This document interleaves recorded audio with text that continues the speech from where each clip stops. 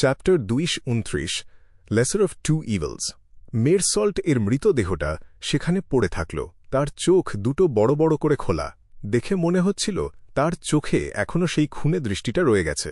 তার গলার যে ক্ষতটার কারণে অর্ধেকটা গলা কাটা পড়েছিল সেটা প্রথমে বেশ সরুই ছিল, কিন্তু বিয়ন্ডার বৈশিষ্ট্যগুলো জমে যাওয়ার কারণে সেটা ফুলে ফেপে বেশ খানিকটা বড় হয়ে গেছে, আর জায়গাটা দেখতে এখন আরও অনেক বেশি বীভৎস লাগছিল। একই সাথে মৃত্যুর পর শরীর থেকে মলমূত্র বেরিয়ে যাওয়ার কারণে তার শরীরের নিচের অংশ থেকে বিশ্রী দুর্গন্ধ ছড়াচ্ছিল। ক্রিমসন রঙের জেলির মতো জিনিসটা হাতে ধরে রাখল ক্লাইন। এরপর তার কি করা উচিত সেটা ভেবে সে বেশ দুশ্চিন্তায় পড়ে গেল। তার সামনে এখন মূলত ৩টা রাস্তা খোলা আছে।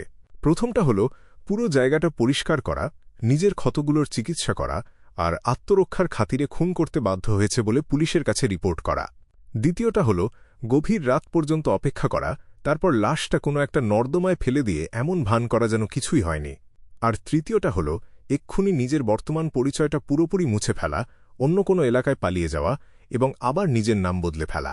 প্রথম রাস্তার সমস্যাটা হল ক্লাইন এখনও একজন অবৈধ বাসিন্দা, যার নিজেরই অনেক গোপন অতীত লুকানো আছে। পুলিশের কাছে রিপোর্ট করতে গেলে খুব সহজেই তার পরিচয় নিয়ে ঝামেলা তৈরি হতে পারে।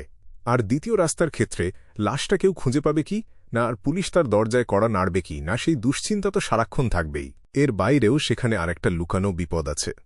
মেরসল্টের পেছনে থাকা সেই অ্যাম্বাসেডর যখন নিশ্চিত হবে যে তার অধীনস্থ লোকটি নিখোঁজ বা মারা গেছে, তখন সে নিশ্চিতভাবেই 15 নম্বর মিন্স্ক স্ট্রিটে অন্য কাউকে পাঠাবে। আর যখন সেটা ঘটবে তখন ক্লাইনকে হয়তো সিকোয়েন্স 7 বা সিকোয়েন্স 6 কোনো শত্রুর মুখোমুখি হতে হবে। সে এখন এমন একটা গোষ্ঠীর মুখোমুখি হয়েছে যারা হয়তো পুরো একটা দেশ, বেশ শক্তিশালী একটা দেশ। সবচেয়ে বুদ্ধিমানের কাজ আর নিরাপদ মনে হচ্ছিল তৃতীয় রাস্তাটাই, কারণ এটা দিয়ে সব ধরনের ঝুঁকি এড়ানো সম্ভব। কিন্তু এটারও একটা বড় খারাপ দিক ছিল। সেটা হলো ক্লাইনের ছবি চারদিকে ছড়িয়ে পড়ার সম্ভাবনা আছে, আর তাকে তখন ওয়ান্টেড হিসেবে ঘোষণা করা হবে। সবচেয়ে বড় কথা, ছবিটা হবে তার একদম আসল চেহারার, যেটার বর্ণনা দেবে পাশের বাড়ির মিসেস টেলিনসামার, তার প্রতিবেশী আইনজীবী ইউর্গেন কুপার আর অন্যান্যরা। একবার যদি এই ওয়ান্টেড নোটিশ বিভিন্ন খবরের কাগজে ছাপা হয়ে যায়, এমনকি সেটা যদি বৃহত্তর ব্যাকল্যান্ড এলাকার মধ্যেও সীমাবদ্ধ থাকে, তবুও ডালি আর অন্য নাইট হক্সদের তাকে চিনে ফেলার বিশাল সম্ভাবনা আছে। আর সেটা ঘটলে পরিস্থিতি আরও অনেক বেশি ঝামেলার হয়ে দাঁড়াবে। যেহেতু এই ব্যাপারটা ইনসে জ্যাংওয়েল আর সিল করা প্রত্নবস্তু 008-এর সাথে জড়িত, তাই এটা প্রায় নিশ্চিত যে তাকে ধরার জন্য একজন উচ্চপদস্থ ডিকন পর্যায়ের বিশেষজ্ঞকে লেলিয়ে দেওয়া হবে। অবশ্যই তৃতীয় রাস্তাটারও আর একটা আলাদা দিক ছিল। সেটা হলো লাশটা লুকিয়ে ফেলা, নর্দমায় সব প্রমাণ ফেলে দেওয়া, আর তারপর পালানোর চেষ্টা করা। তবে মিস্টার অ্যাম্বাসেডর যখন ক্লাইনকে খুঁজে পাবে না, তখনও তার ওয়ান্টেড হয়ে যাওয়ার একটা ঝুঁকি থেকে যায়। সে জমাঙ্গার্ড গ্যাংয়ের সদস্যদের নির্দেশ দিতে পারে পুলিশকে খবর দেওয়ার জন্য, আর তারপর ব্যাকল্যান্ডের সরকারি বাহিনীকে কাজে লাগিয়ে তাকে খোঁজার ব্যবস্থা করতে পারে। আর যদি সে ক্লাইনের খোঁজ পেয়েই যায়, তাহলে সেটা তো সেই দ্বিতীয় রাস্তার মতোই হয়ে গেল। সবকিছু ভালো করে ভেবে দেখার পর ক্লাইন খুব দ্রুত একটা সিদ্ধান্তে পৌঁছাল। ডিভিনেশন। অবশ্যই সে মনের দিক থেকে আগে থেকেই একটা নির্দিষ্ট রাস্তার দিকে ঝুঁকেছিল, যেটা বাকিগুলোর তুলনায় কম ক্ষতিকর। প্রথম রাস্তাটা তুলনামূলকভাবে কিছুটা কম ঝুঁকিপূর্ণ ছিল, আর এটা তাকে অন্তত কিছুটা হলেও নিজের হাতে নিয়ন্ত্রণ রাখার সুযোগ করে দেবে। ঘটনাটা প্রকাশ করে দেওয়ার মাধ্যমে সে সরকারি বাহিনীগুলোর মনোযোগ আকর্ষণ করতে পারবে, আর এর ফলে মিস্টার অ্যাম্বাসেডরের পরবর্তী পদক্ষেপগুলো যেন খুব বেশি পাগলামির পর্যায়ে চলে না যায়, সেটা ঠেকানো সম্ভব হবে। সে একটা কাগজের টুকরো বের করল, আর সেখানে ডিভিনেশনের একটা স্টেটমেন্ট লিখল। এরপর ক্লাইন তার বাঁ হাতের কবজি থেকে একটা স্পিরিট পেন্ডুলাম বের করল। টোপাজ পাথরের পেন্ডুলামটা সে স্বাভাবিকভাবেই কাগজের উপর ঝুলিয়ে ধরল। আমার পুলিশের কাছে একটা রিপোর্ট করা উচিত। আমার পুলিশের কাছে একটা রিপোর্ট করা উচিত। মনে মনে তার মন্ত্র পড়া শেষ হওয়ার পর সে দেখল স্পিরিট পেন্ডুলামটা ঘড়ির কাঁটার দিকে ঘুরতে শুরু করেছে। এর ঘোরার পরিধি খুব একটা বড় না হলেও গতিটা বেশ দ্রুত ছিল। এটা স্পষ্টভাবেই একটা ইতিবাচক উত্তরের সংকেত। এরপর সে একে একে বাকি দুটো রাস্তা নিয়েও ডিভিনেশন করল। দুটো থেকেই যখন নেতিবাচক উত্তর আসলো, তখন ক্লাইন আর কোনো দ্বিধা না করে অকুস্থলের কাজগুলো সামলাতে শুরু করল। সে একজোড়া কালো গ্লাভস পরে নিল, আর তারপর লাশটার পকেট হাতড়াতে লাগল। সে একটা ধারালো খঞ্জর, একতারা ছোট ক্যাশ টাকা, এক প্যাকেট সিগারেট, একটা লাইটার আর কিছু টুকিটাকি জিনিস খুঁজে পেল। বাকি জিনিসগুলো ক্লাইন আগের জায়গায় রেখে দিল। তারপর সে তার গ্লাভসগুলো খুলে ফেলল। খঞ্জরটা নিজের হাতে ধরে সে সেটা দিয়ে মেরসল্ট এর গলার ক্ষতের জায়গায় সজোরে আঘাত করল, যাতে ক্ষতের আসল ধরনটা পুরোপুরি নষ্ট হয়ে যায়। এরপর সে আবার গ্লাভসগুলো পরে নিল আর মেরসল্টের হাত দিয়ে খঞ্জরটা ধরিয়ে দিল। এসব কাজ শেষ করার পর ক্লাইন মেরসল্ট এর বিয়ন্ডার বৈশিষ্ট্য, নিজের হাতে তৈরি করা চার্মগুলো, টেরট কার্ডগুলো, রক্তমাখা চুক্তিপত্রটা আর যে কাগজে সে ডিফিনেশন লিখেছিল সেটা একসাথে জড়ো করল। তার সাথে থাকা আরও বিভিন্ন সরঞ্জামও সে নিল। তারপর সবকিছু একসাথে একটা কাগজের ব্যাগে ভরল। এরপর সে একটা রিচুয়ালের মাধ্যমে নিজেকেই নিজে ডেকে আনল আর একটা বিশেষ আত্মায় পরিণত হল। আজিক এর তামার বাঁশিটার সাথে থাকায় সে বুঝতে পারল যে সে আগের চেয়ে অনেক বেশি শক্তিশালী আর বাস্তব রূপ ধারণ করেছে। ক্লাইন কাগজের ব্যাগটা তুলে নিল, তারপর সামনিং শেষ করে ধূসর কুয়াশার উপরের সেই জগতে ফিরে গেল। বাস্তব জগৎ থেকে আনা জিনিসগুলো সে আপাতত মিস্টার ফুলের উঁচু পিঠওয়ালা চেয়ারের পেছনে রেখে দিল। আজিকের তামার বাঁশিটাও সে ওখানেই রাখল। তারপর সে নিজেকে শান্ত করল। খুব দ্রুত নিচে নেমে যাওয়ার অনুভূতিটা তৈরি করে সে আবার নিজের শরীরে প্রবেশ করল। ক্লাইন যে রক্তমাখা চুক্তিপত্রটা আর ডিভিনেশন লেখা কাগজের টুকরোটা পুড়িয়ে ফেলেনি তার একটা কারণ ছিল। তার ভয় ছিল যে পুলিশের কাছে রিপোর্ট যাওয়ার পর ব্যাপারটা হয়তো কোনো বিশেষ বিভাগের কাছে চলে যাবে, আর তখন হয়তো কোনো শক্তিশালী বিয়ন্ডার এই ঘটনা নিয়ে ডিভিনেশন করতে বসবে। তবে ধূসর কুয়াশার বাধার কারণে শাশ্বত প্রজ্জ্বলিত সূর্য যদি নিজে এসে উপস্থিত হয় তাহলেও তিনি এই ব্যাপারে কোনো কাজের উত্তর বের করতে পারবেন না। সিকোয়েন্স ৮-এ উন্নতি করার পর যখন তার আধ্যাত্মিক শক্তি অনেক বেড়ে গিয়েছিল তখনও সে নিজের সাপ্তাহিক পর্যালোচনা আর সামারিগুলো ধূসর কুয়াশার উপরেই রেখে দিত। এটার পেছনেও এটাই ছিল আসল কারণ। এই মুহূর্তে তার ঘাড়ের ওপর আর কোনো বাড়তি সন্দেহ বা গভীর তদন্ত নেওয়ার মতো অবস্থা একদমই ছিল না। আধ্যাত্মিকতার দেয়ালটা সরিয়ে নেওয়ার পর হঠাৎ করেই দমকা বাতাস বইতে শুরু করল। সেই বাতাসের রিচুয়ালের সরঞ্জামগুলো থেকে আসা বাকি গন্ধটুকুও পুরোপুরি উড়ে গেল। রহস্যময়তার জগৎ আর বিয়ন্ডারদের সাথে জড়িত যেসব জিনিস ক্লাইনের শরীরে আর পুরো বাড়িটার মধ্যে তখনও অবশিষ্ট ছিল সেগুলো হলো শুধু তার সামনে নীরবে জ্বলতে থাকা মোমবাতিগুলো। তবে এবার সে সাধারণ মোমবাতিই বেছে নিয়েছিল। যেহেতু সে নিজেই নিজের কাছে প্রার্থনা করছিল আর নিজেকেই ডেকে আনছিল, তাই এত নিখুঁত হওয়ার কোনো দরকার ছিল না। আর এই যুগে যে কোনো পরিবারের বাসাতেই মোমবাতি থাকাটা খুব স্বাভাবিক একটা ব্যাপার ছিল। এমনকি সে যদি সেই বাড়িতে থাকা একমাত্র অবিবাহিত লোকও হয় তবুও এতে সন্দেহ করার মতো কিছু নেই। মোমবাতিগুলো নিভিয়ে সেগুলো আবার আগের জায়গায় ঠিকঠাক রেখে দিল ক্লাইন। তারপর সে তার সোনালি পকেট ঘড়িটা বের করে খটাস করে খুলে ফেলল। মেরসল্ট মারা যাওয়ার পর ঠিক কত মিনিট পার হয়েছে সেটা সে হিসাব করল।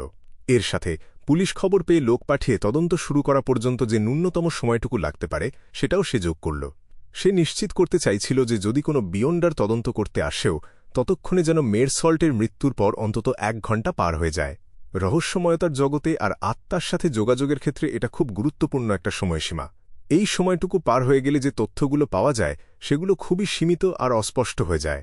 যেমন ধরো, মিডিয়ামশিপ ব্যবহার করে কেউ হয়তো এটা জানতে পারবে যে মেরসল্টকে খুন করেছে শার্লক মোরেত্তি, কিন্তু তারা কোনোভাবেই এই মৃত্যুর পেছনের নির্দিষ্ট বিস্তারিত ঘটনাগুলো জানতে পারবে না। আর তার শত্রুরা ডিফিনেশন করে এটা বের করতে পারবে কি না যে এই ঘটনার সাথে বিয়ন্ডাররা জড়িত ছিল, সেটা নিয়ে ক্লাইন মোটেও চিন্তিত ছিল না। কারণ এই ঘটনার সাথে জড়িত সবচেয়ে প্রধান জিনিসটা, মানে সেই রক্তমাখা চুক্তিপত্রটা, এখন সেই ধূসর কুয়াশার উপরে সুরক্ষিত আছে। এমনকি তার ভবিষ্যতের পূর্বাভাস পাওয়ার ক্ষমতা আর লড়াই করার দক্ষতাগুলোও পুরোপুরি ঢাকা পড়ে যাবে।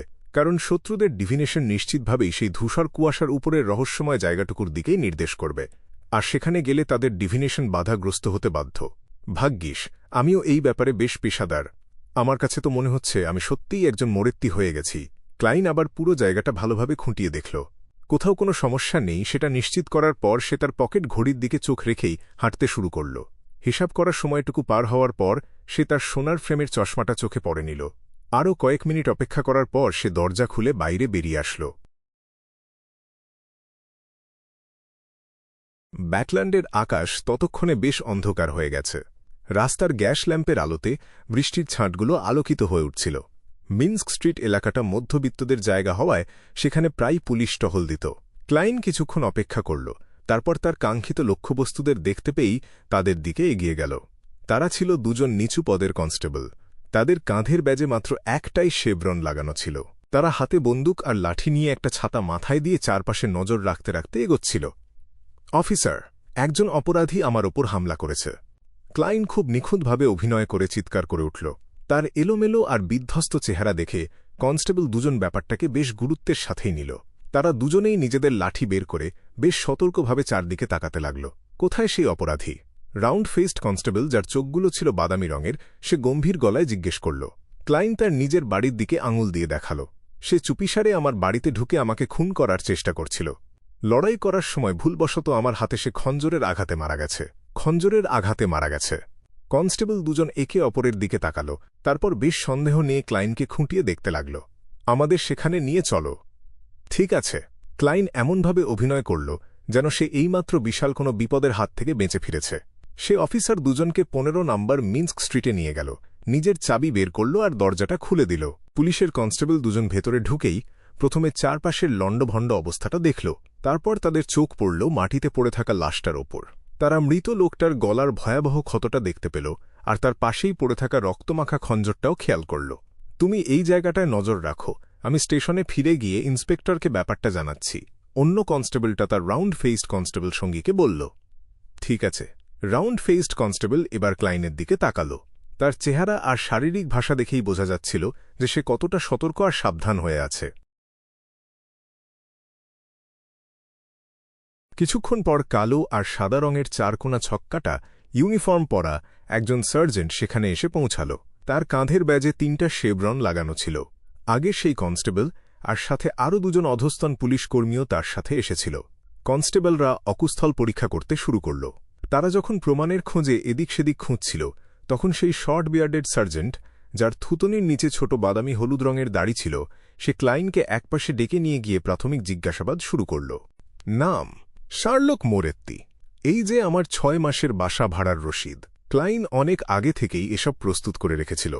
সার্জেন্ট খুব স্বাভাবিক দৃষ্টিতে তার দিকে একবার তাকাল, তারপর আবার জিজ্ঞেস করল, পেশা কি? Private detective. ক্লাইন খুব সহজভাবেই উত্তর দিল। সার্জেন্ট ভুরু কুঁচকে বলল, তুমি কি মৃত লোকটাকে চেনো? সে কেন তোমার ওপর হামলা করল সেটা কি তুমি জানো? হ্যাঁ, আমি তাকে চিনি। তার নাম মেরসল্ট, আর সে জমাঙ্গার গ্যাংয়ের একজন জল্লাদ। সার্জেন্টকে আর কোনো প্রশ্ন করার সুযোগ না দিয়েই ক্লাইন একটানা বলে যেতে লাগল, আমি কিছুদিন আগে ইয়ান রাইট নামের একজনের কাছ থেকে একটা কাজ পেয়েছিলাম। সে আমাকে তার আগের বস ডিটেকটিভ জরিয়েল ভিক্টর লি এর ব্যাপারে তদন্ত করতে বলেছিল। ঘটনাচক্রে এই ব্যাপারটা জমাঙ্গার গ্যাং আর মেরসল্টের সাথে জড়িয়ে যায়। আমি তার পিছু নিয়েছিলাম আর জানতে পেরেছিলাম যে সে গোপনে এমন একজন ভদ্রলোকের সাথে দেখা করত যাকে দেখে বেশ উঁচু পদের কেউ বলেই মনে হতো। মেরসল্ট তাকে মিস্টার অ্যাম্বাসেডর বলে ডাকত। এ কথা বলার পর সার্জেন্টের চেহারায় যে পরিবর্তন আসল সেটা দেখে ক্লাইন মোটেও অবাক হল না। অ্যাম্বাসেডর, তুমি কি তার নাম জানো? সার্জেন্ট গম্ভীর গলায় জিজ্ঞেস করল। আমি নাম জানি না, তবে তার ছবি দেখলে আমি তাকে ঠিকই চিনতে পারব। ক্লাইন সত্যি কথাই বলল। আজ সকালে মেরসল্ট আমার কাছে এসেছিল আর আমাকে ইয়ান রাইটকে খুঁজে বের করতে বলেছিল। একজন প্রাইভেট ডিটেকটিভ হিসেবে আমার পেশাদারী নৈতিকতার জায়গা থেকে আমি তাকে সরাসরি না করে দিই। আর তারপর সন্ধ্যায় আমি যখন বাড়ি ফিরি তখন সে আমার ওপর হামলা করে আর আমাকে প্রায় মেরেই ফেলছিল। ভাগ্যিস আমি এখনও লড়াইয়ের ক্ষেত্রে বেশ দক্ষ আর সময়মতো দ্রুত প্রতিক্রিয়া দেখাতে পেরেছিলাম। সার্জেন্ট কিছুক্ষণের জন্য একটু চিন্তা করল, তারপর লড়াইয়ের বিস্তারিত ঘটনা জানতে চাইল। ক্লাইন লড়াইয়ের শুরু থেকে শেষ পর্যন্ত প্রায় পুরোটাই খুলে বলল। শুধু সে তার ভবিষ্যতের পূর্বাভাস পাওয়ার ক্ষমতাটাকে খুব দ্রুত প্রতিক্রিয়া দেখানোর দক্ষতা হিসেবে বর্ণনা করল। আর লড়াইয়ের সময় সে যে চুক্তিপত্রটা ছুঁড়ে মেরেছিল সেটাকে সে পাল্টে মেরসল্টের হাত থেকে পড়ে যাওয়া একটা খঞ্জর হিসেবে চালিয়ে দিল।